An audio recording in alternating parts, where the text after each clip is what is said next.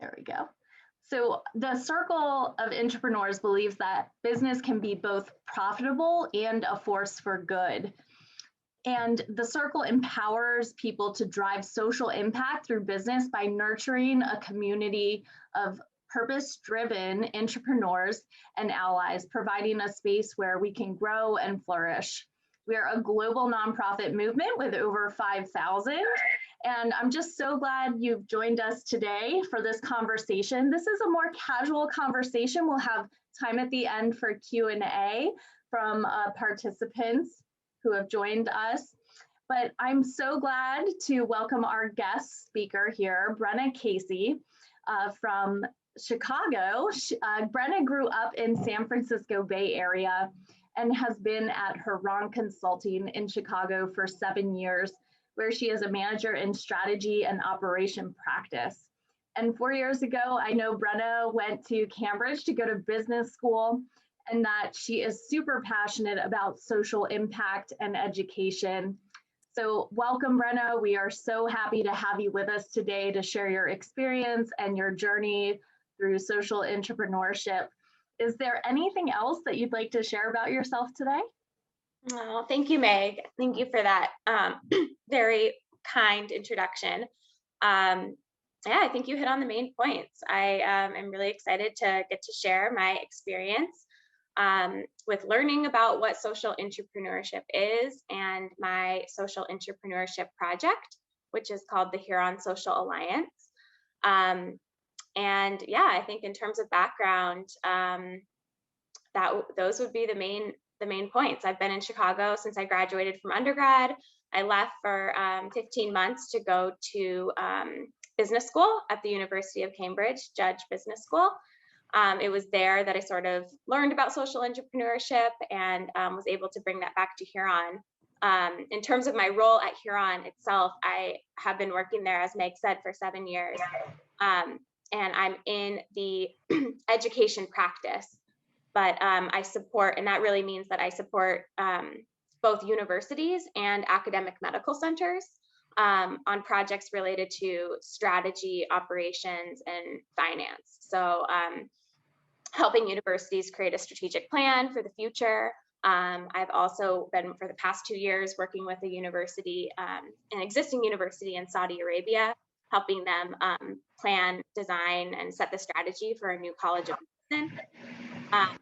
And so I've really just loved getting to work in the education and kind of healthcare space as well. Yeah, I really just love what I do. And I think the Huron Social Alliance is a big aspect of kind of combining my interests of education and consulting and kind of social impact together. The other thing I'll say is that my faith is a really big part of my life and kind of the driver of kind of my mission orientation, if you will. So yeah, that's me. I'm excited to have this conversation today. Thank you, Brenna. Very excited to have you. And Brenna, can you tell us about, do you remember when you first heard about social entrepreneurship and kind of what first got you interested in that space? Yeah. So I'll even back up a little bit further to answer that question. I think in undergrad, I knew very clearly that I wanted my career to be in some way meaningful. Like I wanted to make a difference in the world, and I didn't really know what that all would look like, but I had gotten advice from my cousin who was at Harvard Business School at the time that if you're interested in business, the two best ways to start out a career are in investment banking or consulting. And I was in a corporate finance class at the time, so kind of ruled out the investment banking. It's like, okay, I'm going to choose consulting. But as I mentioned, I'd always had this sort of just like inner ping that like I wanted to work on projects that really mattered. And so I was really less interested in working at a consulting firm that works in oil and gas or at a scrunchie making company or something like that. I was really attracted to Huron when I heard about it because they said that they work in two sectors of society, two industries in particular, healthcare and education. And so I was like, okay, if I can work in consulting and work on projects in the healthcare and education space, I think that seems like a really great fit. So I embarked on, that's why I like chose to work at Huron at the beginning, right out of undergrad. That was 7 years ago. And as I was beginning the projects in this space, although the kind of sectors were exciting to me still, there was still something like a little bit missing in terms of really understanding like how these were connecting to social needs, if that makes sense.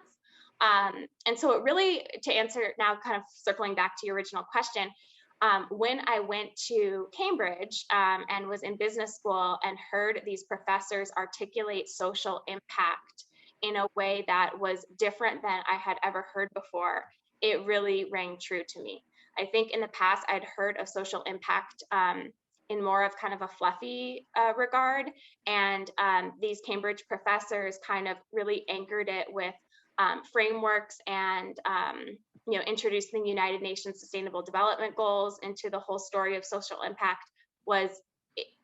It was articulated in a way that like never, I guess it never really hit home for me in the way it did when I was in business school. And then specifically, they also brought up this term of social intrapreneurship, which was a new term for me. I had never heard that before. I had heard of social entrepreneurship, which is, creating a new social enterprise from sort of the ground up, but I had never heard of this word social intrapreneurship, which was the idea of leveraging the existing kind of assets, capability, and scale that a corporation has, and then actually pointing those to a social need. So it was there that I learned about social intrapreneurship, and very conveniently, the professors also put the Circle of Intrapreneurs on the radar screen, and that was such a, it was like all perfect timing, because I was learning about it from kind of a theoretical standpoint, and then learning about some of the projects that the Circle of Intrapreneurs was doing, and kind of a movement around it. So yeah, that was when it was first kind of placed on my radar. Yeah, that's fantastic. Thanks for sharing that. I think it's so interesting that you, specifically one thing I really liked that you shared is that you really identified a consulting firm that aligned with your values. So that kind of was important to your journey. So I'm just going to call that things like that out as I see it, just for us all to learn from Brenna's journey here. So thank you, Brenna. And a question around the Huron Social Alliance. So what is your social entrepreneurship project, the Huron Social Alliance, if you could kind of dive into that for us? Yeah. So I can explain like what it is, and then take you back onto the journey of sort of how it was developed and the history making behind it. But essentially what it is Huron's commitment to serving low income students through reduced price consulting services. So in our kind of classic model within our education practice, we have, certain fees that we charge traditional clients. And usually kind of like poor community colleges aren't able to really afford these type of consulting fees. And so this Huron Social Alliance is an offering, or an arm, if you will, that allows certain institutions that meet certain criteria to have reduced price consulting services. And so those criteria are that they have to have a certain percentage of low income students. They have to have a mission that is very clearly stated in regards to education access. So, serving first generation students, or serving students that wouldn't traditionally be able to enter or afford a higher education degree. And then there are some like budget criteria as well. So the institutions that we're serving, like I mentioned, the example of a poor community college, there is a certain kind of institutional budget threshold that we're targeting those that otherwise wouldn't be able to afford consulting services. And so you've probably heard of the word pro bono consulting in the past. And so that's really like free consulting services. And sometimes that's pointed at nonprofits or others. And the difference with the Huron Social Alliance is actually that there is a fee associated. So the clients actually have to pay something. It's not completely a free service. And the idea with that is just to have them to have a little bit more skin in the game, and that there's also some revenue generation coming into Huron. So it allows for it to be kind of a sustainable offering or sustainable venture within our corporate context. So that's what it is. And I'm happy to kind of answer any questions if I didn't articulate that as well as I could have. But I'll also just provide a little bit of history in terms of how the idea came to be, and connecting that to this last question. So I had heard about social intrapreneurship when I was in business school at Cambridge, and I actually decided to have my specialization concentration within my MBA degree to be in social innovation. And as part of that, we had to have a capstone project. And my capstone project was essentially the Huron Social Alliance. I remember being in a classroom with one of my MBA colleagues, and he and I worked on this capstone project together, and we're literally brainstorming the name on the whiteboard of one of our classrooms. And through that whiteboarding session, we came up with the name of Huron Social Alliance, which was pretty fun. So the idea was born out of the capstone project, and really just the fact that I knew that I was going to go back to Huron after business school. And I knew that Huron, as I mentioned in the first question, our core industries that Huron Consulting serves is education and healthcare. And so when I was looking at the United Nations Sustainable Development Goals and looking at the top 5 goals, there's one around education access and there's one around healthcare access. It stood out to me so clearly that education and healthcare both have a lot of, they're both social needs. And I think the social needs come in the form of access, right? Especially in the United States, there's access issues in regards to who is able to get a K-12 education or higher education. And then in the same way in regards to healthcare. So as I was looking at these sustainable development goals and then thinking about Huron as a firm, education and healthcare, and these are the needs, it just made so much sense that there could be an offering within Huron Consulting Group that specifically it leverages what we already do, but points it to a social need. So it just seemed to make so much sense that that could all fit together. And basically, at the beginning of 2019, so about 2 years ago now, is when I came back to Huron and after business school and told them about this idea that I had. And from there, I could go into I think what we're going to dive into kind of the timeline from that point until where it is today. But that is sort of how the idea was born. And I don't know if there's any questions about if it would be helpful to answer any questions about what it actually is before we go any further. I'm happy to respond to that if I didn't make it completely clear. Yeah, sure. Does anyone have any questions for Brenna around the general concept of the Huron Social Alliance and how that has come to be at that consulting firm in Chicago? I have a question. I can always ask a question, guys. Hi, Megan. Hi, Brenna. Hi, Tim. How close is it? So how much did you look at ADP at Accenture as kind of a model, and how did you manage to improve on it? Yeah, so Accenture Development Partners is this ADP that Tim is referring to, right? And they have a similar kind of, not pro bono, but reduced price consulting service idea. And ADP was actually, so Gib Bullock is the person that started ADP, and he was presented in a lot of my courses in social innovation during business school as kind of like a model. So I ended up having a conversation with him while I was in England, and the conversation with him, I think, really spurred a lot of this. Because I was thinking originally, like, is there something I can do that's more internal focused that would be kind of a social entrepreneurship project, not necessarily like market focused, if that makes sense, like something that would help like Huron internal from like an employee experience standpoint, but maybe not a market offering that we would actually like a product that we would sell.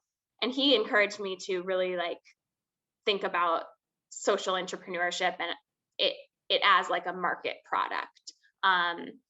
So the ADP example, I think, is like a prototype of like what the social alliance is kind of modeled after. The differences are that the Accenture Development Partners, like they focus on nonprofits, whereas for education, for Huron, because we're focusing in education and healthcare specifically already, like we've already, because Accenture has all different types of industries. So their kind of ADP is focused on nonprofits, whereas Huron, like our markets are education and healthcare. So it made sense for us to just focus in education and healthcare.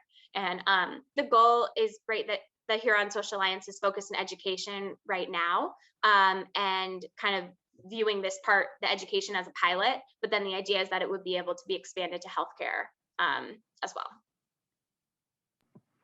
Thanks, Brenna.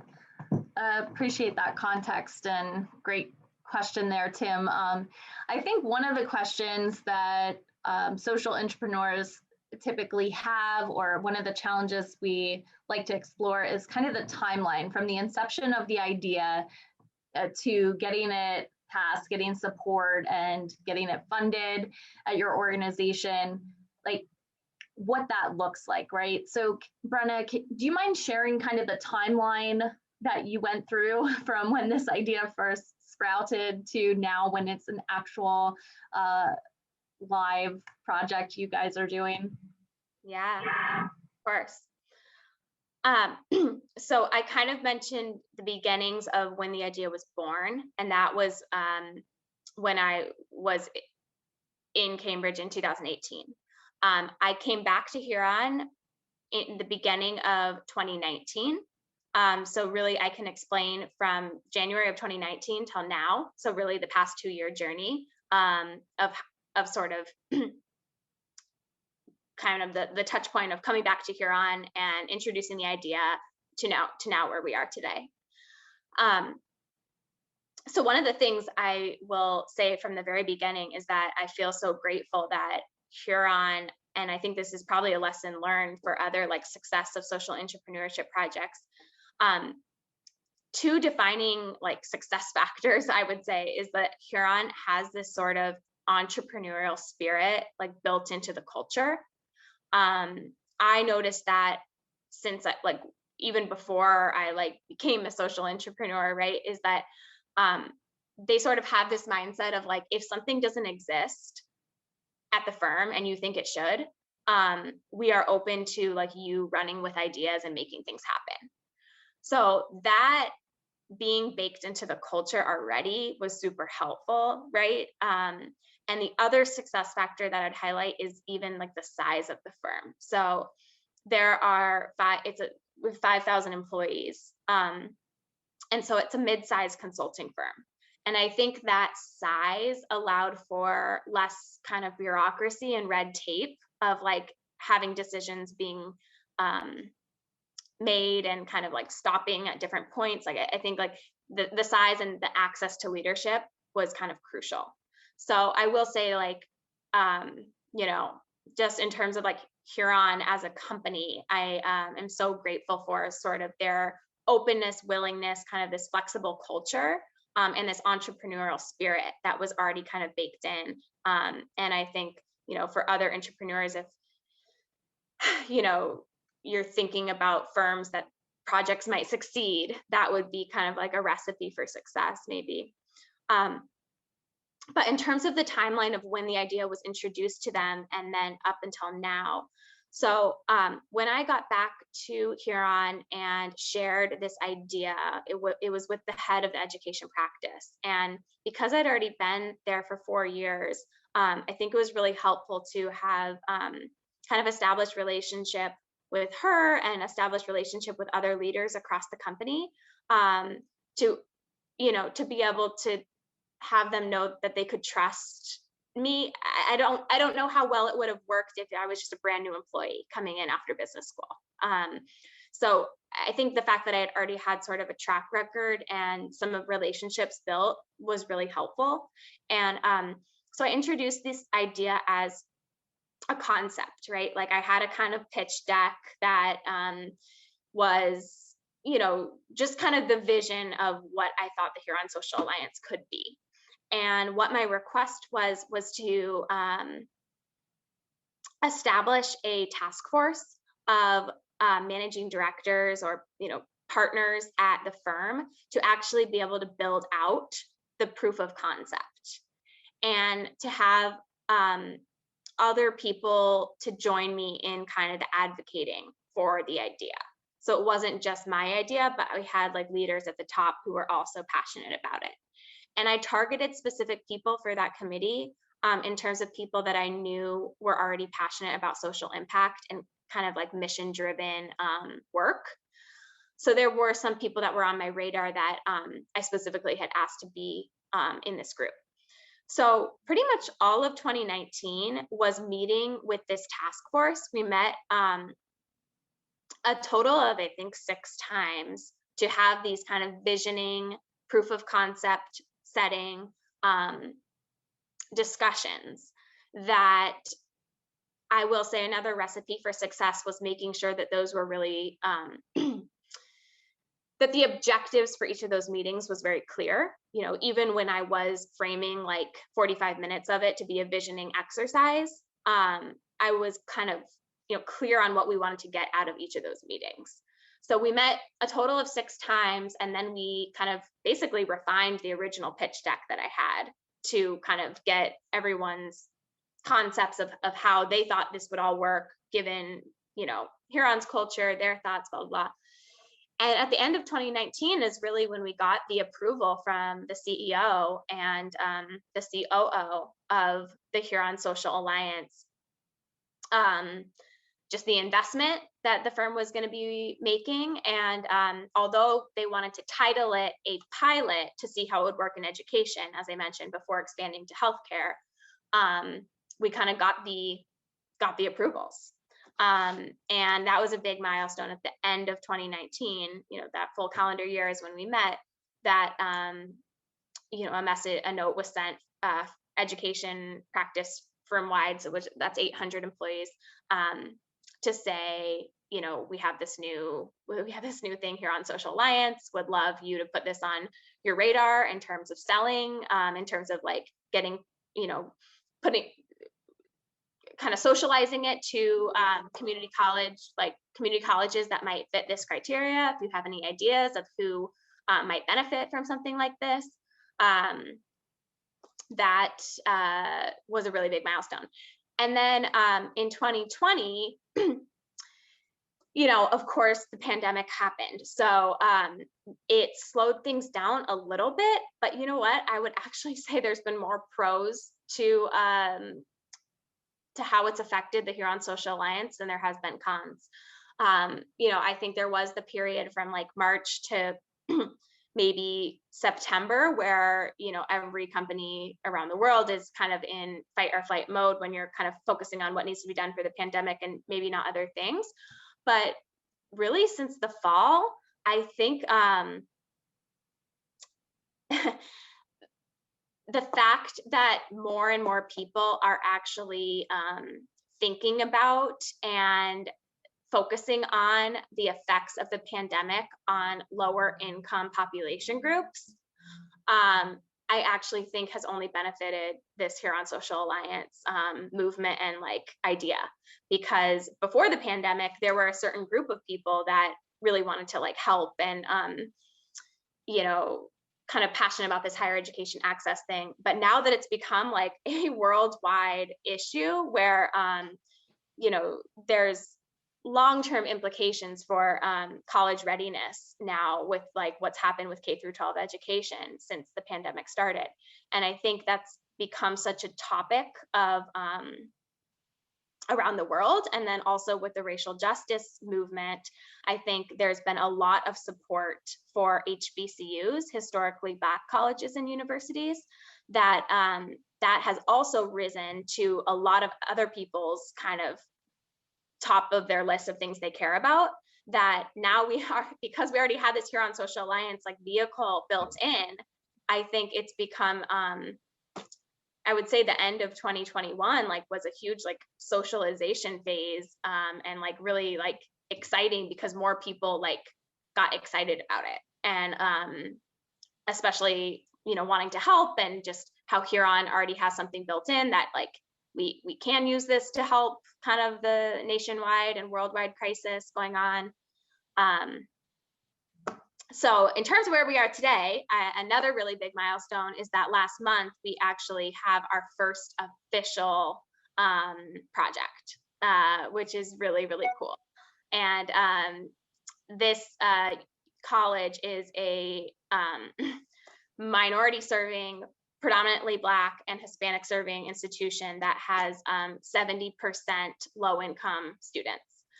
And so this is exactly like the type of institution that we're hoping to help.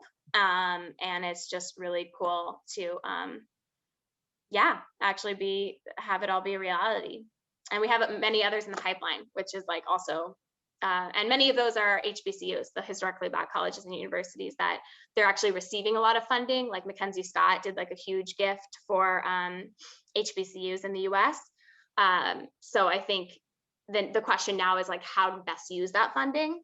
And instead of, you know, there are some ways to use that funding that are more like Band-Aid approach, but I think our solution is kind of like helping with some of the systemic issues that are baked into the university as an organization that could have like long-term sustainable effects in terms of the use of that money.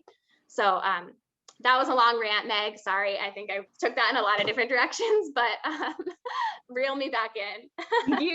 You did a perfect job of describing that timeline and just all the details and ins and outs that I heard. And congratulations on your first official client for the Huron Social Alliance. And I'm so excited to hear there's things in the pipeline. You know, it's really exciting because one of the things you hear about so much when you just hear about innovation in general is that the timing is so critical. And it sounds like you guys have really identified how you can help colleges right now and students that are kind of struggling, and the focus areas that you've described, and that it's really going to take off. So I'm excited for that. And I appreciate so much that you shared about the stepping stones along the timeline that were so critical, like hearing about the culture of your company, that was so important. So I think that's a good call out for those who are interested in social entrepreneurship and to join a company, to align yourself with one where you can appreciate their culture. And then I heard the relationships were so critical too, right? So if you can establish those relationships and garner support, then that was instrumental in creating that task force and having aligned and support for moving forward. And it sounds like, you know, you spent, I believe you said 2019, almost that entire year was spent really kind of planning out what this will be. And so it wasn't you alone, it was you with these key stakeholders that you gathered to join. I think that's a really important point to note, and that you timed that perfectly, right? So that was also so critical. So I think that was really helpful to hear for me. I'm curious, for anyone from the audience want to ask Brenna a question around that timeline, or anything in that space? I'll pick up on Nikki's. Oh, sorry. I was just going to pick up quickly on Nikki's question in the chat, because I think this is a really good call out. In terms of, she asked about the stakeholders that we had on board. Is it better to have people to help you do, or people who will help you navigate and get rid of blockers? And so the people that I had on board from 2019, this task force, was exclusively the people who will help me navigate and get rid of blockers, right? So this was the leadership that I wanted to kind of own the idea with me. It made for me doing like a lot of work and kind of like being the only one doing the work, but I knew it was super important to like have the leadership buy-in. In 2020, this past fall, is when I launched a working group of people to help me do. So actually, there's been there's been a ton of interest from like employees at Huron, especially like younger employees, like millennials who like want to, and that was a huge part of the social alliance that I probably should have even said at the beginning too, like the Circle of Intrapreneurs little triangle. I think if that's the only thing the Circle of Intrapreneurs put out, I think would be like really helpful, because the idea of a intrapreneurship project, right, is business, society, and people. And the people aspect was like huge in this offering as well, right? Like I think there's been a lot of people join Huron because they're passionate about these two industries, and sometimes there aren't projects that directly kind of match why they decided to come to the company. Sometimes you're just like knee deep in Excel and doing some financial analysis, and you're like, well, I guess this could have been done for the scrunchy company and not for the cancer hospital, right? And so I think there was this whole part of like, how can we provide something to our employees that helps them to scratch that itch, on that they are doing something really meaningful for society, and not only just scratch the itch as if it's like making them think they're doing something important, but actually like serving these types of clients that really need the help, and that are serving these 70% low income students, right? So I think this triangle of like having something that works for the business, it is really beneficial to society, and is something that meets employees' needs. That's the triangle of intrapreneurship. Is so key. And so going back to this point of the working group that was launched in the fall of 2020. So all of 2019 was just the leadership buy-in. And then as we kind of got traction and like we're developing more methodology, we're putting out more communication around it, I was the only doer. And so at that point, I'm like, okay, we know that there are passionate people in Huron that want something like this, and that are passionate about some of the same things that I am. I think that many people on this call are. Let's put together a working group to actually bucket some of this work and like help develop some of this stuff. So it wasn't until this past fall, like October of 2020, that the working group was launched. So now there are, I think, 12 like analysts through managers.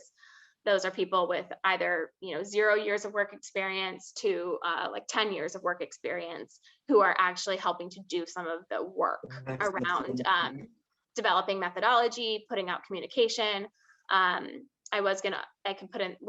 We put together a LinkedIn article, right? This is sort of a thought piece on how the social alliance fits in with the needs of the pandemic, et cetera. I can actually just put that in the chat too, if people are interested. But yeah, does that answer your question, Nikki, in terms of kind of the sequencing of the important groups within the firm in terms of the leadership group and then the working group? Yeah, definitely. Thank you for explaining. I think it's so important for people to realize obviously you need help to deliver a project and kind of do the doing, but at the beginning, you're right, you're trying to do something different. So you really need people to kind of unlock any gates or doors that are standing in your way. So thank you. Yeah. Hi, Brenna. It's Jim Murphy. It's good to see you. Hi, Jim. Oh my gosh. Jim and I worked together at Kiva during my MBA internship before going back to Huron. So, oh my gosh, it's so great to see you. Well, first off, congratulations on the progress. I know when you were returning, this was a concept, and to see it actually become reality is great. I have a question. So my listening to you closely, my, education's one of the key areas for Huron. So you had a certain skill set among the team. And as you look at the client you're taking on now and more clients, what sort of, have you had to add new talent to be able to serve these new clients, or what sort of in-house education? You talk about taking on the work. Yeah. So at this point, we're really thinking of the same offerings that we have for our traditional clients, but pointing those to these new set of clients. So the offerings that we're helping with could be anything from a strategic plan to doing a cost-cutting exercise, to helping with a student enrollment issue, to helping them think more closely about strategic alliances or partnerships. So the offerings actually are the same. So in that regard, there isn't a ton of new training needed. That said, the ultimate goal in the steady state, which is not where we are yet, because the steady state would be that we would actually kind of, more to Tim's earlier point on ADP Accenture model, that is sort of what I was always envisioning, that it would be an application basis. So people that are really passionate about working on these types of projects would actually get to apply, and then they would, based on kind of their passion for doing this type of stuff, they would then get placed on a project, which is different how our staffing really works right now, where you're just kind of placed on whatever project comes up in terms of timing. So if that happens in the steady state, I think there will be kind of a little bit more of a mismatch in terms of, there might be someone who works in, who focuses on Workday implementations, who doesn't know how to do a student enrollment type project, but they're passionate about working on the social alliance type projects. So there might be some like training or upskilling that will need to happen in that steady state. I don't exactly know how that's all going to work, but currently we are like staffing just like for this first project, we just staffed in terms of people that were available, and we kind of got lucky that the team is made up of people that are already kind of passionate and new about the social alliance. So I think that will be something really important to keep on the radar screen for moving to the steady state. Great. Yeah, well, every part of it's, you have to implement and manage as it goes. If you don't mind, another question, if you can go back to, I think the way you designed your steering committee, with the leaders was very, very smart. The group might be interested, the problems that did come up that needed to be addressed and have leadership resolved. Maybe you can just talk about a few of them, because I suspect others as they go forward will encounter, their own version in their own companies of it. So what were the issues and how did they get resolved so you could move forward? Mm-hmm. Yeah, I think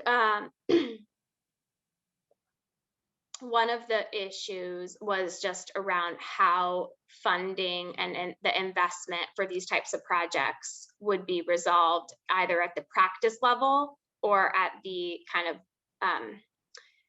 we think about it there within higher education, there are certain practices. And then within education, there are other service lines like healthcare, and then there's a few other smaller units within Huron. But how the funding and investment would be done for these projects at those different levels was something that was maybe, a challenge or something we'd have to figure out. I think, again, it goes back to the sort of the relationships where having this executive sponsor as the head of the education practice was extremely critical and helpful, because she was able to pull in the right people to be able to resolve those issues, and like had the finance person who runs all of it, our education practice, like do some like modeling on what it would look like at the practice level versus the service line level. So that was really crucial. I think it's kind of being worked out as we go as well, like with even just a change in leadership at one of the service line, turned over at the beginning of the year. And so now, luckily, that person is even kind of more bought in and passionate about the social alliance. So kind of just wants to make it work. But I do think there is an element of like, not everything could really get resolved until like we have these instances of actual projects to then be able to see like what will happen.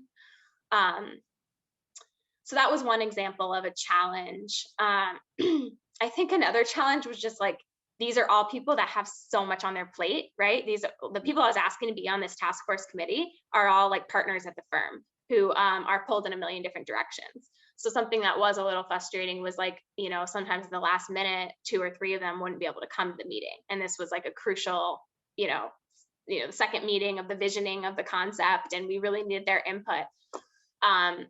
So that was frustrating at times.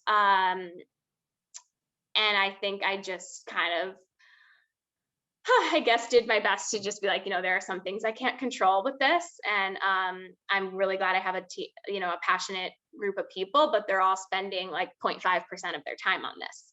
So if I really want to make this happen, I have to put in the extra time to make sure they're up to speed on the things that they missed in the meeting and make sure they're okay with the direction that we're going. So I think, I don't know, I think that's kind of an inevitable challenge if you're trying to form a leadership team like this and get their buy-in, that there's going to be people who can't come. And I guess my advice was to try to just not get us frustrated on it and just like take it as, okay, I can't control every aspect of this, and we'll just see how it all kind of falls into place. Thank you. Great questions there, guys. And I think my final question for you, Brenna, for aspiring intrapreneurs, what advice do you have for them since you've successfully navigated and launched your own social entrepreneurship project? What advice do you have for anyone out there who's looking to do the same? Yeah, I think my number one piece of advice would be to take action. I feel like there are some really good type sessions where, you're looking at the United Nations Sustainable Development Goals and trying to like come up with some really lofty ideas that might not ever really work or happen. And some of those can be good. I think it's like a nice, like, creative brainstorming exercise. But I think if you can really think practically about like, if you're serious about wanting to really make a difference in being a social entrepreneur in your company, like what could actually work here?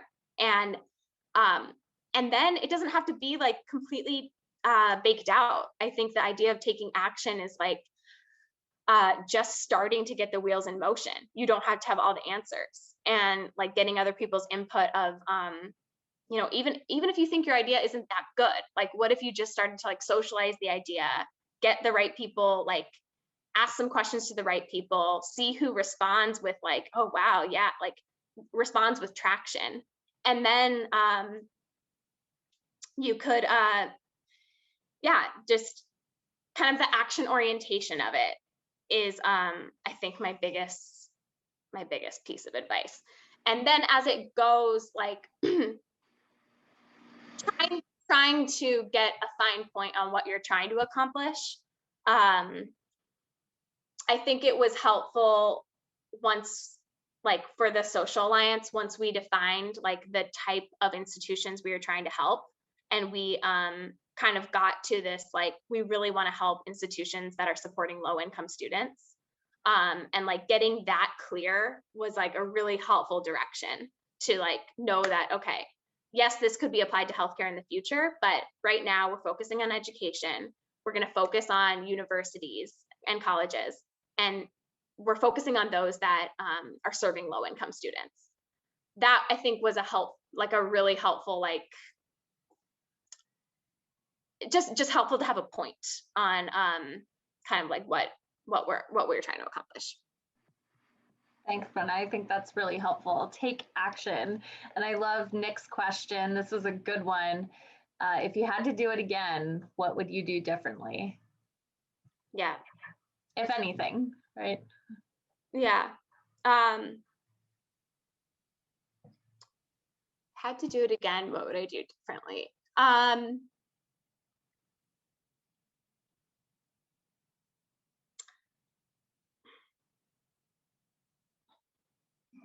I probably should reflect on this a little bit better, but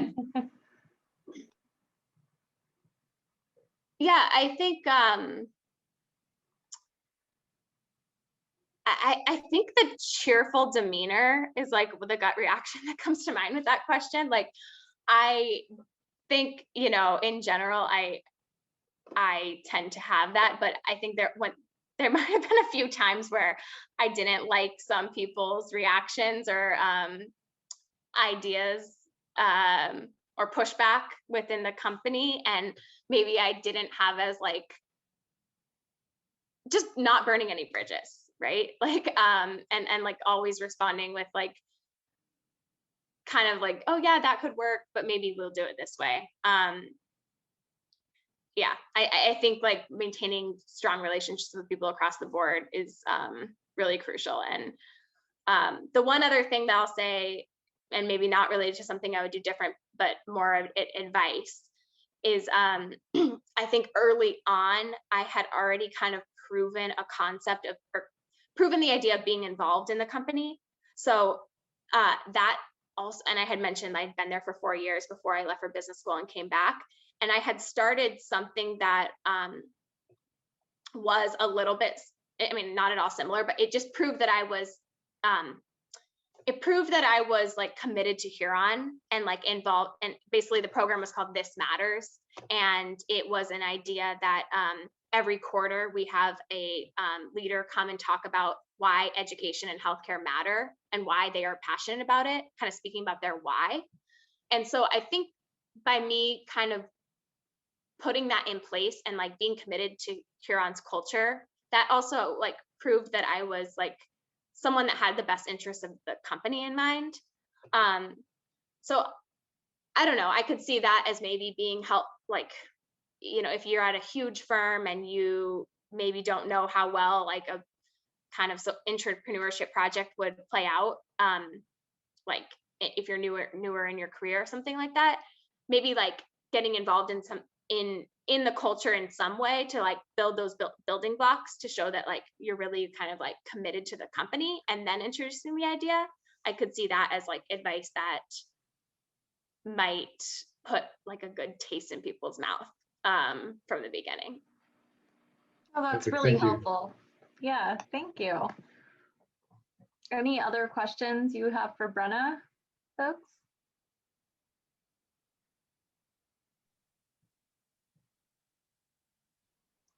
Well, Brenna, we so appreciate you sharing your experience, your story, your advice. I think it's so inspirational, and it's just exciting to see where you've taken this idea, right? You're an example of someone who's been able to do it. So congratulations on all your efforts. I hope you celebrate. I think it's so important we celebrate our wins, and you continue to celebrate your wins as you get more clients to Huron. Please stay connected with the Circle and keep us posted on new updates. And if you'd like to connect with Brenna on LinkedIn or otherwise, please do so and connect with the Circle out on LinkedIn. You can be apprised of our upcoming events here. We have one coming up next week. That will be on leveraging technology to help scale intrapreneurship programs. So we hope you can join us for that as well. But Brenna, thank you so much. You've been such a gracious guest for us today, and we appreciate you sharing with us today. Thanks for you all who attended. Yeah, it was such a pleasure. Thank you all. Bye-bye.